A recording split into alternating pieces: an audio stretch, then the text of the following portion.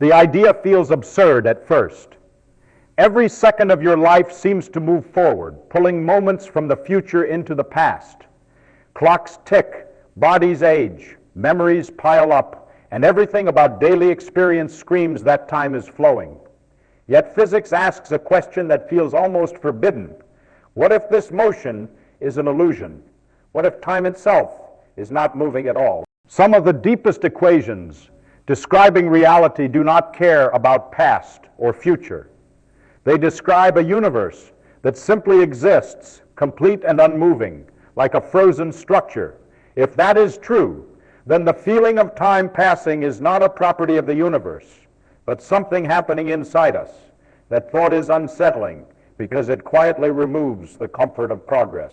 If time is trapped, then every moment may already be there, unchanging, waiting, whether we like it or not, at all times now. From the moment we wake up, time feels like the most obvious feature of reality. Morning turns into afternoon, anticipation turns into memory, and nothing ever seems to reverse. We plan, we wait, we regret, all because we trust that tomorrow arrives after today. Clocks reinforce this belief with relentless consistency, slicing life into seconds that never repeat. Biology agrees. Cells age, wounds heal, children grow, and entropy appears to push everything in one direction only. Language itself is built around this assumption, dividing existence into past, present, and future as if they were natural landmarks. Because every experience we have follows this pattern, we rarely question it. Time feels less like a concept and more like a force, carrying us forward without permission. The certainty is so deep that imagining a universe without flowing time feels impossible. If something moves, we assume time must be moving with it, silently, faithfully, always ahead. This intuition becomes our anchor, shaping science, culture, and identity, making the idea of trapped time feel not just strange, but deeply threatening to human understanding itself. The certainty of flowing time begins to crack the moment physics enters the conversation. When scientists write down the fundamental equations that govern motion, energy, and forces, something unsettling appears. Time does not point forward. In fact, most of these equations work just as well if time runs backward. A planet's orbit, a particle's collision, even the laws of electromagnetism remain mathematically valid either way. Nothing in the equations demands a preferred direction. This clashes violently with everyday experience. We see causes before effects, never the reverse. Yet physics remains indifferent. For decades, this mismatch was treated as a curiosity, not a crisis. But as theories grew more precise, the problem refused to disappear. If the deepest rules of reality do not distinguish past from future, then the flow we feel cannot come from the universe itself. It must emerge from somewhere else, or worse, from nowhere at all. That realization marked the first serious warning. Intuition and reality were no longer telling the same story, and one of them had to be wrong. This tension quietly reshaped modern physics, turning time from a background assumption into a central mystery that no equation has fully resolved, even today, still unsolved. When physicists pushed deeper, the problem grew stranger. In the most fundamental descriptions of reality, time does not merely lose direction, it disappears entirely. In quantum gravity, the equations that attempt to unite relativity and quantum mechanics contain no ticking clock at all. They describe relationships between states, not events unfolding. Nothing moves forward, nothing waits. The universe is written as a complete structure, existing all at once. This is not a philosophical choice, but a mathematical result. When time is added, the equations break. When it is removed, they suddenly work. That discovery shocked researchers because it suggested that time is not woven into reality, but layered on top of it. Without time, change has no meaning. Motion becomes comparison, not progression. Even the idea of now loses its footing. Physics, at its deepest level, seems blind to the present moment. What we call time may be a convenient approximation, useful for human scale experiences, but absent from the universe's true description. The deeper scientists looked, the clearer the pattern became.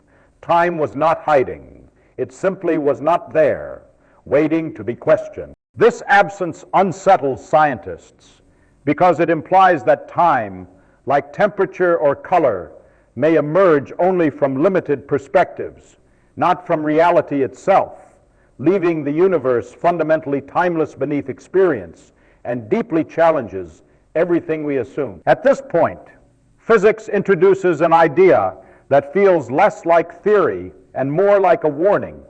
If time does not exist at the deepest level, then the universe may not be unfolding at all. Instead, it may be frozen, complete, and unchanging, with every moment existing simultaneously. This view is often called the block universe, where past, present, and future are equally real. Nothing truly happens. Events do not come into being. They simply are. From this perspective, the birth of stars, the extinction of species, and your next decision all occupy fixed positions in a timeless structure. The alarm comes from what this implies. If the universe is static, then the feeling of motion must be internal, not cosmic. Time is no longer a river carrying us forward, but a map we are scanning piece by piece. Physics does not describe a world becoming something new, only a world that already exists in total. This idea disturbs because it removes the comfort of openness. The future feels uncertain to us, yet physics may already contain it fully formed. The theory does not say life is meaningless, but it does suggest that change is not fundamental. We move through moments, but the moments themselves do not move. That reversal shifts curiosity into something closer to existential alarm, because it quietly suggests that nothing in the universe is actually going anywhere, including us, at any point in existence, forever. This conclusion unsettles even seasoned physicists because it reframes reality as static, predetermined, and profoundly indifferent to human perception and intuition. To understand trapped time, imagine reality not as a movie, but as a complete book already written. Every page exists at once, even if you read them in order. Physics suggests the universe may work the same way. All moments coexist stacked together, not unfolding but simply present. The present does not sweep forward. It is a viewpoint, not a moving boundary. When you remember yesterday or anticipate tomorrow, you are not witnessing time travel, only accessing different locations within this structure. The unease comes from what this removes. There is no universal now shared by everything. Different observers slice the same block differently, each convinced their present is special. In trapped time, change still appears, but only because conscious systems process information sequentially. The universe itself remains still. This does not mean your experiences are fake. Pain still hurts, choices still feel real, and consequences still arise. But beneath those experiences, physics describes no ticking mechanism pushing events forward. What we call time becomes a mental ordering of static facts. The discomfort lingers because this explanation solves the mystery without restoring comfort. It explains why time feels real, but also why it may not be. Trapped time does not rush or pause. It simply exists, indifferent to how urgently we want moments to move or stop, and refuses to align with human expectation, desire, fear, or hope alone forever. If time is frozen, the obvious question follows immediately: why does anything seem to change at all? The answer does not come from the universe, but from how complex systems process information. Your brain never experiences the whole structure of reality. It samples it in slices. Each slice contains records of other slices, creating the impression of motion. Memories point backward, expectations point forward, and together they generate a sense of flow. Physics allows this because laws can relate different states without requiring time itself to move. Change, then, is a relationship, not a process. One configuration contains traces of another, like footprints in sand that imply a walk without showing motion. Entropy strengthens the illusion by making certain arrangements far more likely than others, giving experience a clear direction even when equations do not. Nothing actually evolves at the deepest level. Instead, consciousness moves through a fixed pattern, reading correlations as events. The contradiction dissolves once change is redefined. The universe does not change, but observers within it do, step by step, convinced they are watching reality transform, unaware that they are navigating something already complete. This perception persists relentlessly because awareness cannot access totality, only sequential impressions, which feel dynamic despite underlying stillness to every conscious observer alive. Richard Feynman was famous for clarity. When questions were simple, he attacked them with enthusiasm. When answers were known, he explained them with joy. But on the subject of time, something unusual happened. Feynman became careful. In lectures, he avoided grand claims about what time truly is. He showed how equations work, how particles behave, how probabilities emerge. Yet he stopped short of declaring what time means. That restraint matters. Feynman understood the danger of pretending to know more than physics allowed. He often warned that nature does not bend to human intuition. With time, intuition fails spectacularly.